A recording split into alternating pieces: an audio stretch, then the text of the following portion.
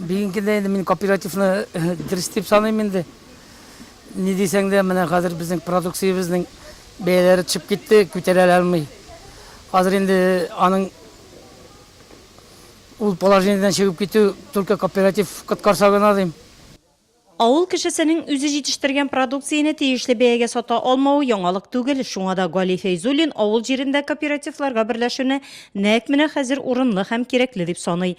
Шәхси ярдәмче хуҗалыгында 40 баш мөгезле эретерлекнең 20-гә якыны савым сыеры, сөтне 12 сум белән тапшыралар икән. Туганнары, күршеләре белән пай җирләрен бергә берләштергәннәр. Җир булмаса чыгымга эшләргә туры килер иде ди ул. Киләчәктә нәк менә шулай алар бергәләп эшләргә ниятли. Иң мөһиме дәүләттә ярдәм кирәк. Ничек булса да үзебезнең продукциябызны үзебез җитештереп, бердәм кушылып, нинди булса да менә бер мини упаковочный цех ясап, менә кибетләргә тапшырып, инде ил үзебезнең сатучы куеп, үзебез сатыпмы, әдерәк кыйммәтрәккә сатасы идебез инде, чтобы без эшләгән хезмәтебезне капларга да кирәк. Аннан соң бит инде әдерәк тормышына апарырга инде акча да кирәк бит инде. Кооперативларга берләшү берничә кешегә эш урынында бит әле ул. Яңаша эшләү формасын Урта Камыш авылында яшәүче Николай Фролов та хуплый.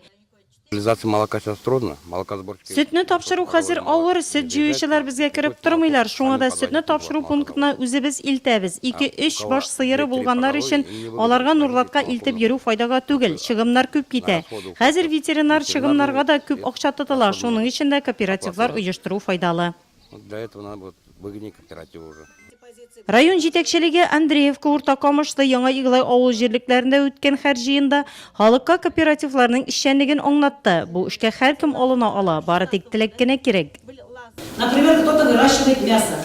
Угольный цех можно построить маленький, пельменную можно построить. Если у вас есть люди, которые хотят заниматься сбором овощей, например, картофеля, моркови, Җыенда һәр эш җирлектә дә авыл башлыклары үткән ел эшләнгән эшләргә хисап тотты, икенче ярты еллыкка бурычларны бәян итте. Үзара салым акчасын җыю һәм аны максатчан куллану турында да сүз барды. Авыл халкы район җитәкчелеге белән күзгә-күз карап сөйләшүдән канәгать, сораулар да бирәләр, проблемаларны да җиткерәләр. Ленин урамында 1 километр юлга асфальт җыярга вәгъдә биргәннәр иде, бу сорау әлегә хәл ителмәгән. Можно вопросы задать.